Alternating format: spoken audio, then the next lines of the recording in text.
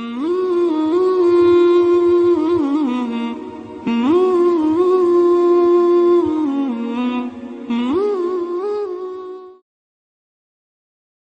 باللہ من الشیطان اللعین الرجیم، بسم اللہ الرحمن الرحیم، وصلی اللہ علی محمد وآل بیتہ الطیبین الطاہرین المعصومین۔ بارگاہ ملکوتی امیر المومنین صلوات اللہ وسلامہ علیہ سے احکام شریعت درس نمبر 13 کو لے کے اپنے مومنین کرام کی خدمت میں حاضر ہوں۔ آج تقلید کے مسائل کا آخری درس لے کے اپنی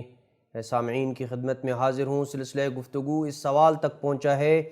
کہ وہ شخص جو اس بات سے جاہل ہو کہ شرعی احکام میں تقلید کرنا ضروری ہوتا ہے، تو کیا اسے یہ بتانا واجب ہے کہ تم اپنے روزمرہ کے مسائل پہ عمل کرنے کے لیے اعلم مجتہد کی تقلید کرو اگر مسائل میں اختلاف ہے تو کیا کسی ایسے شخص کو جو تقلید نہیں کرتا اسے یہ بتانا ضروری ہے کہ تم تقلید کرو؟ جواب یہ ہے کہ اگر وہ اس کے متعلق پوچھے تو اسے آگاہ کرنا واجب ہے، بلکہ اگر وہ نہیں بھی پوچھتا تو بنابر احتیاط واجب اسے آگاہ کرنا واجب ہے۔ اگلا سوال یہ ہے کہ اگر ایک شخص نے غیر عالم مجتہد کی تقلید کی تو اس کے گزشتہ اعمال باطل ہوں گے یا وہ شخص فقط گناہگار ہوگا، اور اگر وہ بغیر کسی وجہ کے ایک مجتہد سے دوسرے مجتہد کی طرف تقلید کو تبدیل کر لیتا ہے تو اس کا کیا حکم ہے؟ اور اگر اس نے بغیر کسی سبب کے تقلید تبدیل کر لی، بغیر کسی وجہ سے اس نے دوسرے مجتہد کی تقلید کر لی، تو جس کی تقلید کی تھی اس کی طرف رجوع کرنا واجب ہے یا واجب نہیں ہے؟ جواب یہ ہے کہ اگر اس کے اعمال مجتہد عالم کے فتویٰ کے مطابق درست نہیں ہیں تو اس کے گزشتہ اعمال کے صحیح ہونے کا حکم نہیں لگایا جا سکتا، مگر یہ کہ وہ اپنی جہالت کا کوئی عذر رکھتا ہو۔ مثال کے طور پہ وہ جاہل قاصر ہو جس کے پاس سیکھنے کے کوئی وسائل میسر نہ ہوں، اور گزشتہ اعمال میں جو اس سے غلطی سرزد ہوئی ہے وہ غلطی بھی رکن جیسی غلطی نہیں ہونی چاہیے، مثلا رکوع یا تکبیرۃ الاحرام میں غلطی نہ ہو، تو اس صورت میں اس کے گزشتہ اعمال درست قرار پائیں گے۔ اور جہاں تک عالم مجتہد کی طرف عدول کی بات ہے تو وہ واجب ہے کہ وہ عالم مجتہد کی طرف رجوع کرے، اور اگر وہ مجتہد جس کی طرف اس نے عدول کیا ہے وہ غیر عالم ہو تو یہ عدول ہی اس کا جائز نہیں ہوگا۔ آج کے درس کا آخری سوال کہ وہ افراد کے جو حوضہات علمیہ نجف اشرف یا قم مقدسہ سے کوسوں دور رہتے ہیں، ان کے لیے یہ کیسے ممکن ہے کہ وہ اعلم مجتہد کی تشخیص کر سکیں؟ کیسے ان کے لیے ممکن ہے کہ وہ پہچان سکیں کہ فلاں مجتہد عالم ہے؟ بس کوئی حل ہے جو ان افراد کے اس معاملے کو آسان کر دے اور اس کے ذریعے عالم مجتہد کی پہچان کر کے وہ ان کی تقلید کر سکیں؟ جواب یہ ہے کہ عالمیت کے پہچان کے لیے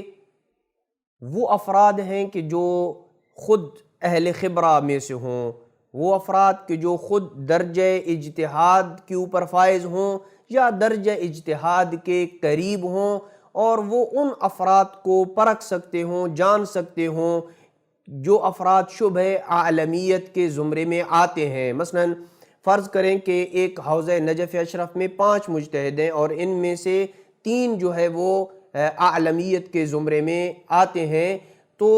اہل خبرہ جو خود اجتہاد کے درجے پہ یا اجتہاد کے قریب ہوتے ہیں، ان کے اندر کون سی خصوصیت ہونی چاہیے کہ جس کے ذریعے وہ پہچان سکیں اور ہم بھی اہل خبرہ کے ذریعے عالمیت کی پہچان کر سکیں؟ تو ہم یہاں پہ مومنین کرام کی خدمت میں 3 ایسے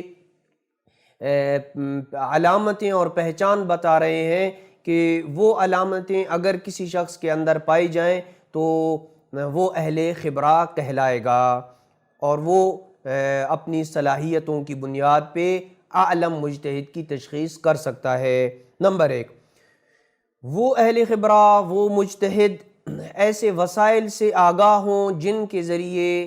کسی روایت کو یہ پرکھا جا سکتا ہو کہ یہ روایت امام علیہ السلام سے صادر ہوئی ہے یا امام علیہ السلام سے صادر نہیں ہوئی ہے۔ مثال کے طور پہ وہ علم حدیث اور رجال پہ مکمل احاطہ رکھتا ہو، جس کے ذریعے اسے پتہ ہو کہ یہ روایت من گھڑت ہے اور اس روایت کی سند درست ہے اور یہ روایت اس کی نسبت امام علیہ السلام کی طرف درست ہے۔ اسی طریقے سے وہ کتابیں جن کے متعدد نسخے ہوں، ان میں صحیح نسخے کی شناخت کی وہ قابلیت اور صلاحیت رکھتا ہو، متن احادیث اور مصنفین میں واقع خلط اور کلام امام علیہ السلام اور کلام مصنف میں فرق کرنے کی وہ اہلیت رکھتا ہو۔ اسے پتہ ہونا چاہیے کہ اس کتاب میں جو روایات ہیں یہ ان میں مصنف نے اپنی رائے کہاں دی ہے، اس میں مصنف کی اپنی کلام یہ ہے اور امام علیہ السلام کی کلام یہ ہے، دونوں کے درمیان وہ تمیز کرنے کی صلاحیت رکھتا ہو۔ یہ پہلا نقطہ ہے۔ دوسرا یہ ہے کہ مخصوص قواعد و ضوابط کی روشنی میں کسی آیت یا روایت کا مطلب سمجھنے کی صلاحیت کا حامل ہونا چاہیے، اور روایات میں معصومین علیہ السلام کہ شرعی احکام کو بیان کرنے کا جو انداز ہے اور اسلوب ہے، اس کو سمجھنے کی استعداد کا وہ شخص حامل ہونا چاہیے، اور علم اصول اور علم ادب میں ہم عصر صاحب رائے کا بھی اسے علم ہونا چاہیے کہ علم اصول میں جو ہم عصر علماء ہیں ان کی اس میں رائے کیا ہے۔ تیسری وہ چیز کہ فروعات کو اصول و قواعد کے اوپر منطبق کرنے میں وہ مستقیم النظر ہونا چاہیے، یعنی اس کی اپنی ذاتی رائے ہونی چاہیے، اور اہل خبرہ کے لیے یہ بھی ضروری ہے کہ مراجع عظام کے ساتھ بحث و مباحثہ کرنے یا ان کی کتابوں اور مؤلفات یا پھر ان کے بحث خارج کے فقہی اور اصولی دروس کی طرف مراجعہ کرنے کے بعد یہ فیصلہ کرنے کی صلاحیت رکھتے ہوں کہ موجودہ مراجع میں سے کون شخص اعلم ہے اور کون شخص فل اعلم ہے۔ یہاں پہ تقلید کے احکام ختم ہو جاتے ہیں۔ اگلے درس میں طہارت و نجاست کے مسائل کو مفصل انداز میں بیان کیا جائے گا۔ وصلی اللہ علی محمد وآل بیتہ الطیبین الطاہرین المعصومین۔